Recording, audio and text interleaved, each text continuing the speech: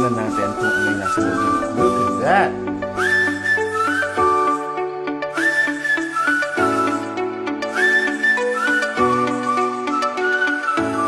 Nandito tayo sa first level ng ating villa for today. If you notice, napakalaki ng living area natin. Actually, included na dito yung dining area, which sobrang luxurious ng table natin. Tingnan nyo naman. So, this can accommodate 2, 4, 5, up until 12 persons at a time. Ayan. And then we also have our living area or the entertainment na rin. So, we have this really huge LCD TV screen. Ayan. So, built-in na po yan for our Netflix, and everything. And then dito sa far side naman ng first floor natin, meron tayong kitchen. So it has the faucet and sink. Meron din tayong stove. Kompleto na rin yan with the gas tank. And then meron tayong counter table dito in which, pagkatapos nating i-prepare yung pagkain, we can put it here and then serve na natin dito sa table natin.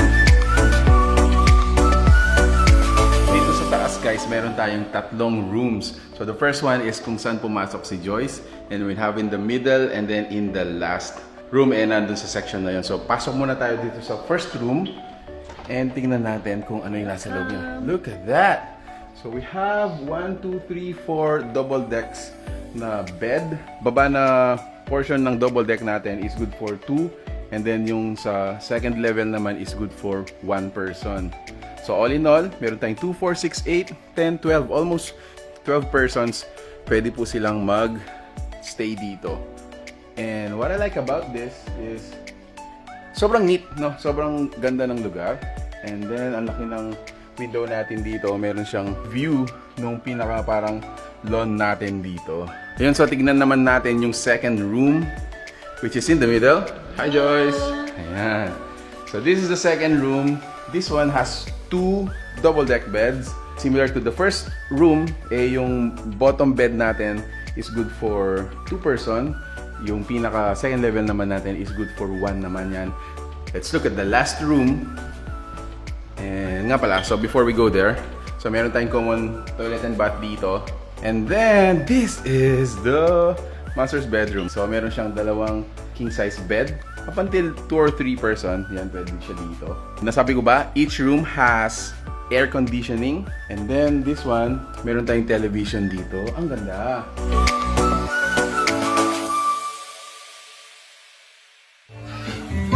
Hi, Mommy! Mommy! Hi, Luis! Luis, say hi!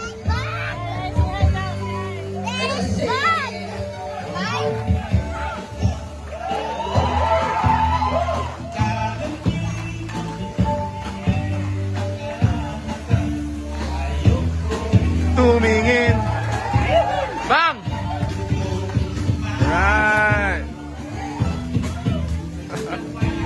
Asya, Dudes? Number 1. Meron Pampanga, number 1.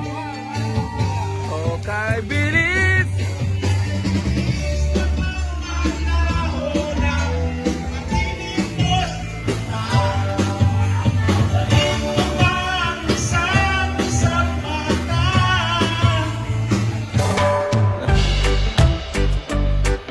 Good morning, guys. What a night. Grabe yung celebration kagabi dito. Ayan. So you can actually hold your party here, no? So included yan dun sa package natin, which we will be sharing. Good morning. What a great morning. Sarap ng feeling pag umaga dito. Right, so final meal of the day. So meron tayong, anong tawag dito? Dinengdeng. So meron tayong tagilo, meron tayong nanonox kasi ko rin, tilapia, bangus, salad, at saka nihaw.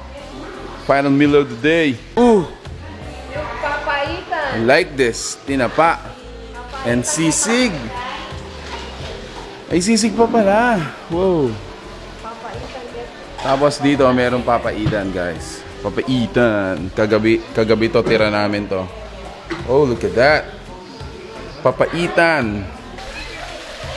And dito talaga sa stay namin, sobrang nag-enjoy ang mga bata.